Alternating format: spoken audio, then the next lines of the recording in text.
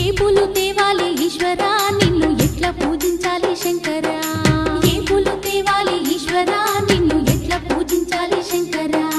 కోటి మహిమలతోని కొలువైన కోటప్ప నిన్ను పూజించిన జన్మే ధన్యమయ్యా ఏ పూలు తేవాలి ఈశ్వరా నిన్ను ఎట్లా పూజించాలి శంకరా ఏ పూలు తేవాలి ఈశ్వరా నిన్ను ఎట్లా పూజించాలి శంకరా